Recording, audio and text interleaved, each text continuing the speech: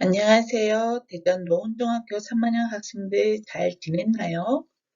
미술 선생님도 건강하게 잘 지내고 있습니다. 이번 시간까지 아시아 미술사 중 불교 미술에 대해 배웠었죠. 이번 시간에는 아시아 미술사에서 회화와 도자기의 교류에 대해 알아보도록 하겠습니다.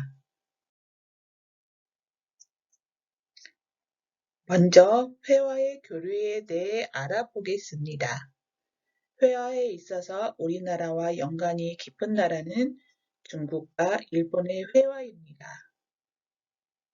지금 보는 그림은 안견의 몽유도원도인데 이 그림이 어떻게 한중일의 회화와 관련되었는지 알아볼까요? 지금 보는 그림은 중국의 송나라 때 제작된 곽기의 도충구입니다. 이 곽파 화풍은 한종일 삼국에 영향을 준 대표적인 중국의 화풍으로 나뭇가지가 이렇게 아래로 처지고 개발톱 같은 나무 끝부분 그리고 뭉게구름 같은 산의 표현이 특징이에요. 이 부분은 조선 안경화풍에 영향을 주게 됩니다. 여기에서 동양, 즉 동북아시아의 회화는 다른 서양 그림과 다르게 재료는 비단 또는 종이, 약간의 물감 정도를 사용하고 공통적으로 그림에 배경이 없어요. 왜 배경을 그림에 표현하지 않았을까요? 이 부분을 여백이라고 하는데 여기는 무한한 공간감을 표현한 것을 말합니다.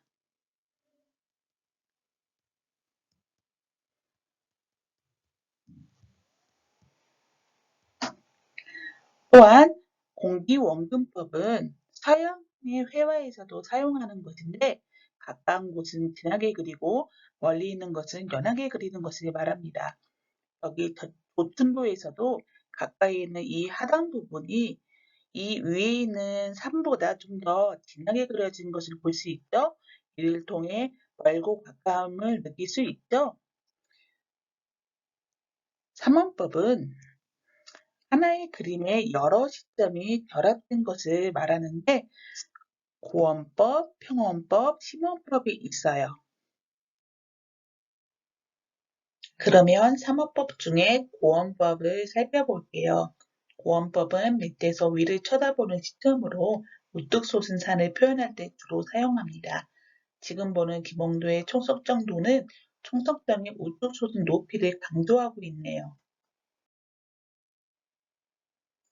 평원법은 우리가 평안하게 수평적으로 봤을 때의 시점으로 주로 낮은 언덕이나 들판을 표현할 때 사용하는 원근법이에요.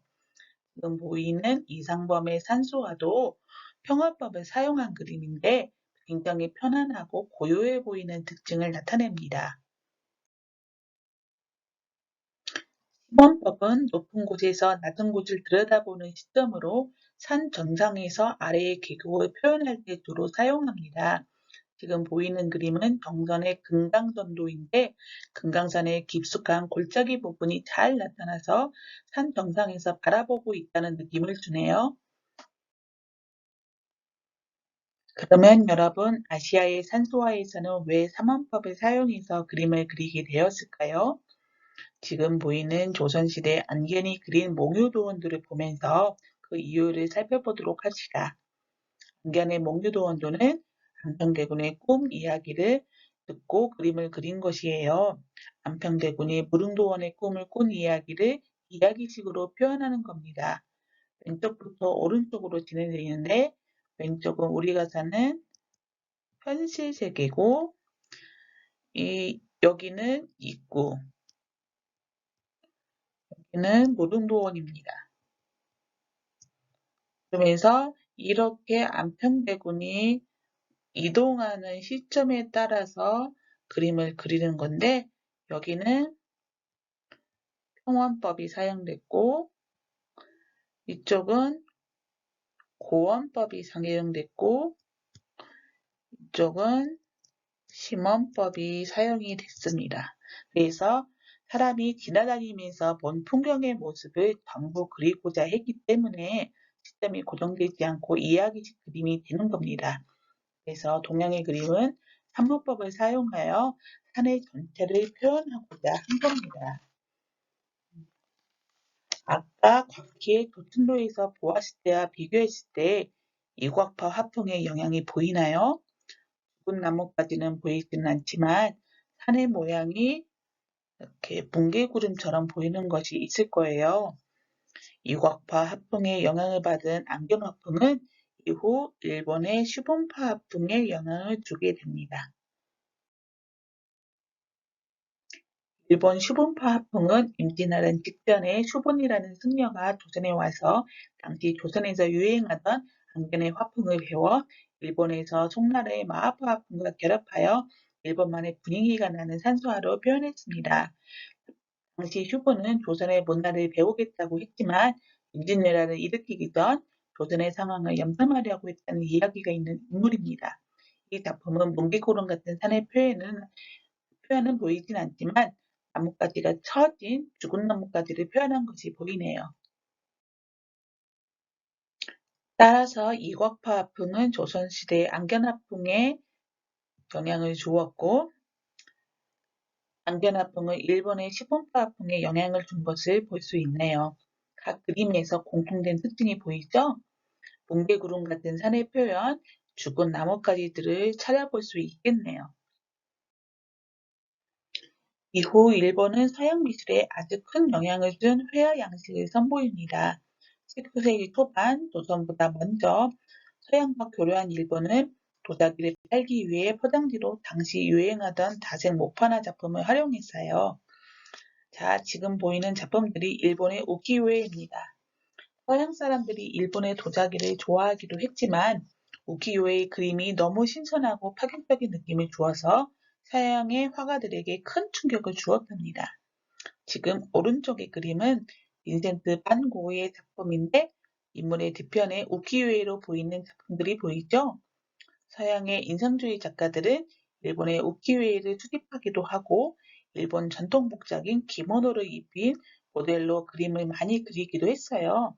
그때 지금의 한류같이 서양에서는 일본풍의 그림과 문화가 유행한 것으로 보면 됩니다.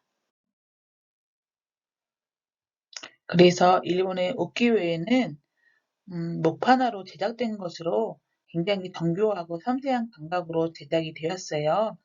이 부분은 유럽의 인상주의 화가들에게 많은 영향을 주게 되는데 단순한 형태와 강한 원색, 파격적인 구도 표현에 영향을 주었다고 보면 됩니다.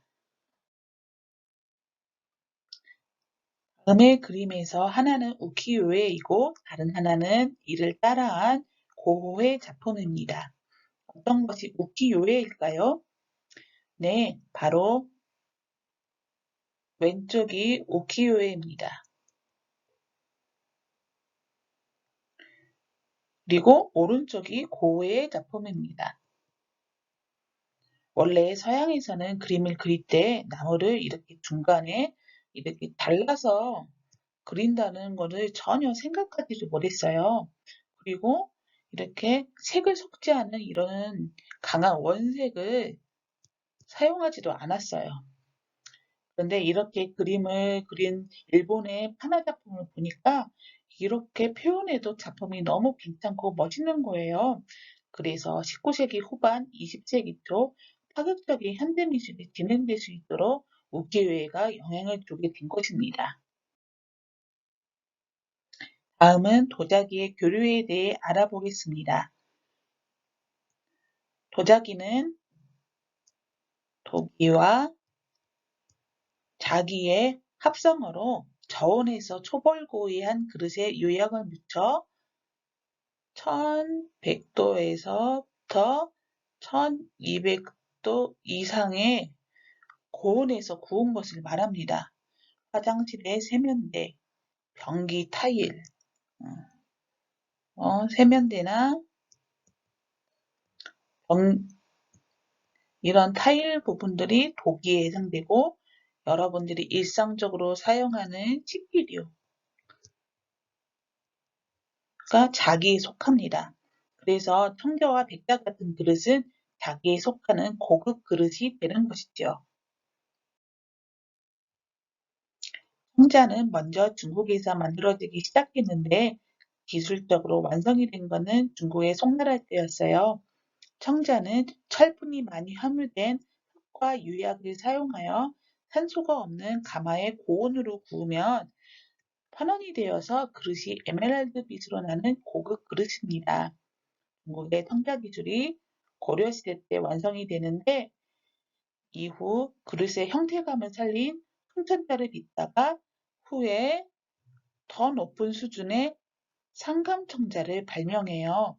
상감청자는 흙으로 그릇을 빚은 후 반건조 상태에서 흠을 내어서 백토와 자토를 넣어 문양을 만든 청자예요.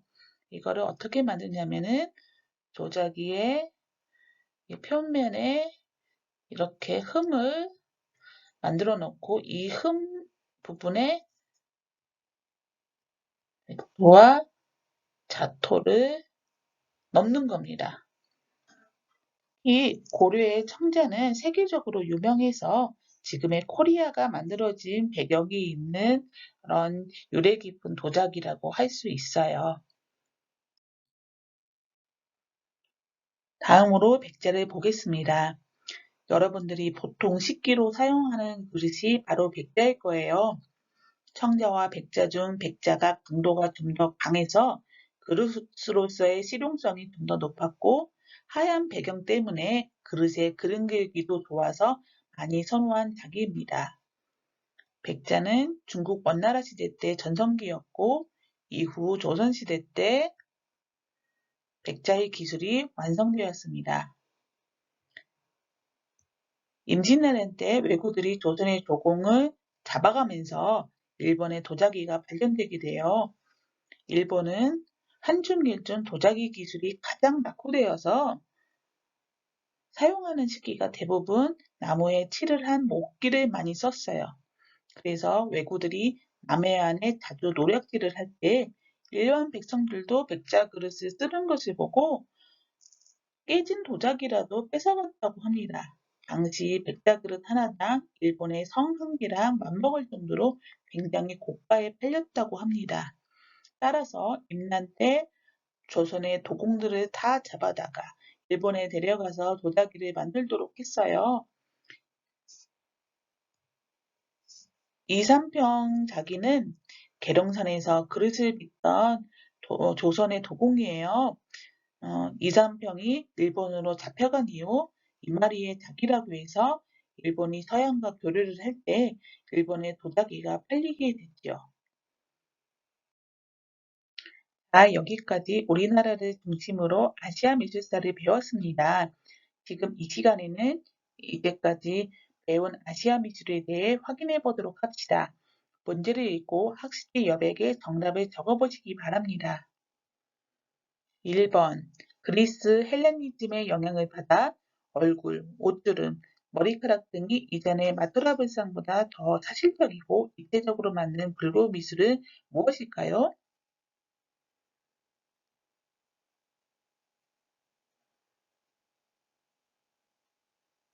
네, 정답은 간다라 미술입니다.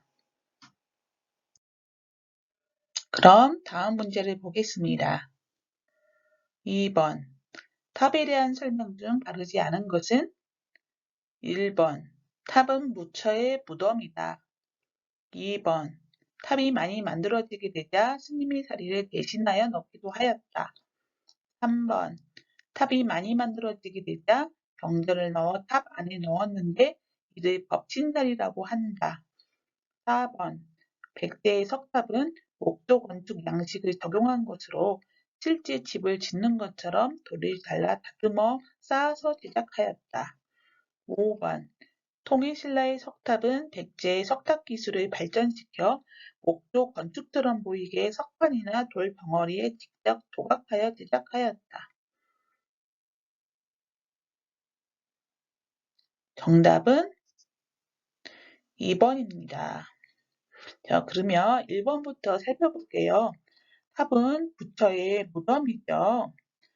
음, 그래서 불상보다 먼저 만들어지게 됐습니다.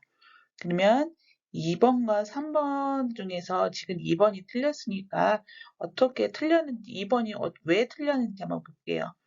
탑이 많이 만들어지게 되자 스님의 사리를 넣은 게 아니라 경전을 탑 안에 넣었죠. 이를 그래서 법진사리라고 했고, 스님의 사리를 넣은 거는 부도라고 합니다.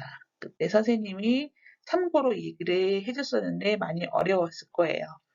자, 4번은 백제의 석탑은 목조 건축 양식을 적용한 것으로 실제 집을 짓는 것처럼 돌을 이렇게 하나씩 쌓아가지고 돌을 잘라서 집을 짓는 것처럼 이렇게 다듬어서 제작을 이게 낱개로 만든 돌 석재를 쌓아가지고 만들었고요. 통일신라의 석탑은 백제의 석탑 기술을 발전시켜서 목조 건축처럼 보이게 직접 조각을 해서 제작했습니다. 자, 이번 문제는 좀 많이 어려웠을 거예요. 그럼 다음 문제를 풀어보겠습니다. 3번. 다음 작품에 대해 바르게 설명한 것은 1번. 조선시대 안전히 그린 몽유도원도이다. 2번.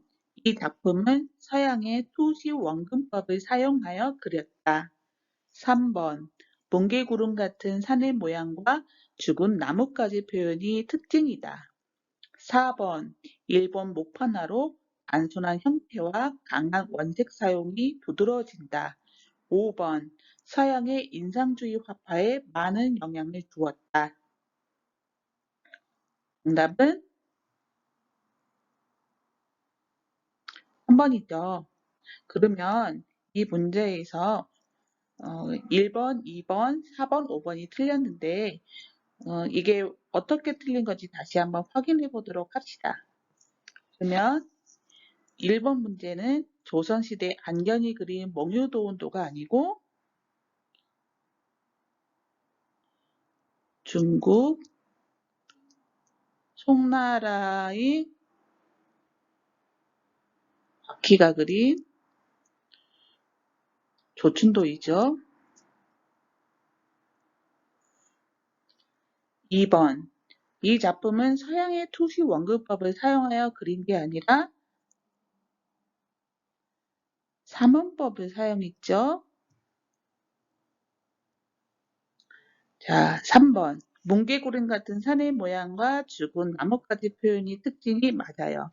여기 보면은 나뭇가지가 이렇게 아래로 퍼져 있고 이렇게 산이 뭉게구름처럼 표현된 것이 이 작품의 특징이에요. 3번은 정답이고 4번, 5번은 일본의 우키요에에 해당되는 설명입니다. 마지막으로 4번 문제를 보겠습니다. 도자기의 전파 순서를 바르게 배열한 것은 1번 중국, 우리나라, 일본 2번 중국, 일본, 우리나라 3번 우리나라, 일본, 중국 4번 우리나라, 중국, 일본 5번 일본, 우리나라, 중국 정답은 1번이죠. 문제가 굉장히 쉬웠죠? 그래서 중국부터 청자와 백자가 먼저 만들어지고 우리나라로 전파된 다음에 일본에는 임진왜란 이후 우리나라 도공들을 일본 왜구들이 전부 잡아가서 일본에서 도자기를 만들게 해서 일본의 도자기 기술이 발전되었고 그 도자기 기술을 발전시켜서 서양과 교류를 할 때 그 도자기를 판매를 했죠.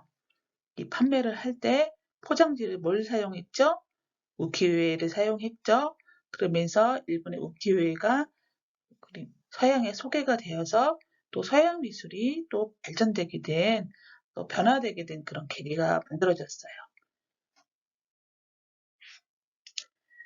여기까지 아시아 미술사를 공부하고 학습 문제까지 잘 풀어보았습니다. 다음 시간에는 아시아 미술과 서양 미술을 비교하는 수업을 하겠습니다. 여기까지 공부하느라 수고하셨습니다. 다음에 봅시다.